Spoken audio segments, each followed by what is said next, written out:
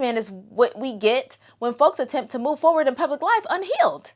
We become a hyper-reactive, hyper-confrontational version of ourselves. Iceman reminds me of how important it is to have people in your life that you give the power to tell you no. No can be a blessed place, a place of protection when you are at your most fragile.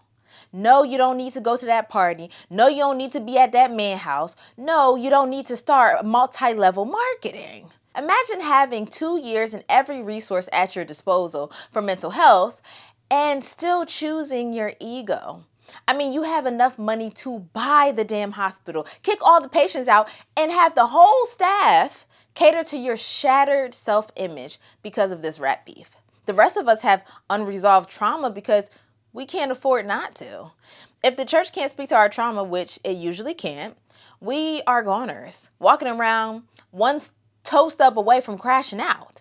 The Iceman album doesn't even sound like he's trying with all his resource. And I quote, "Sometimes I only see myself in my therapist's glasses, but I'm not taking it serious because she's very attractive. I know it's a heavy-ass decision to bury the hatchet. It'll take more than 6 pallbearers to carry that casket." It almost sounds like you're ready to continue this beef. And if the boogeyman come from up under that bed and start wreaking havoc again, then what? Come on, Crody, let's think this through. Let's process this. But instead, we get, if it's up to me, then you all on the list, man. Everyone signed up. If it's up to me, it's already made. I ain't making my mind up. If it wasn't for me, reaching my hand, you never would have climbed up. Bitter, cold, angry. Nothing's wrong with that. But is that something we want to give the public without having a good grip on it? Right? Like, you can be angry and form a protest, or you can be angry and rob a bank. One has a good grip on the anger. The other, the anger is gripping you. In other words, Iceman is what we get when folks attempt to move forward in public life unhealed. We become a hyper-reactive, hyper-confrontational version of ourselves. Folk become an overly aggressive, for no reason, walking around like they got something to prove when they're really just fragile. Like the people who you can tell feel personally played, like personally violated for minor infractions because they're unhealed. They have unresolved trauma. You forget to tag them in a picture and they not speaking to you no more. That type of lame stuff.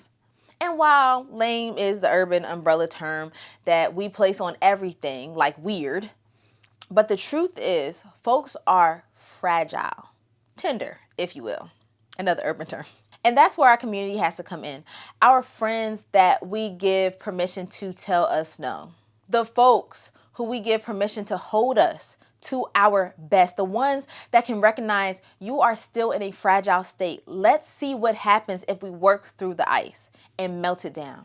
Because I've seen you at your best and this is not it. We need those people in our lives. It's okay to vent. It's okay to lament. It's okay to express the darkest parts of yourself. I encourage it.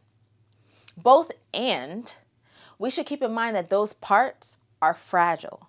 And giving your friends the power to tell you no gives you time that you need to process further and pop out when you renew and refreshed. And that's the album we were hoping for. And I think we still might get it. I'm holding out for Crody.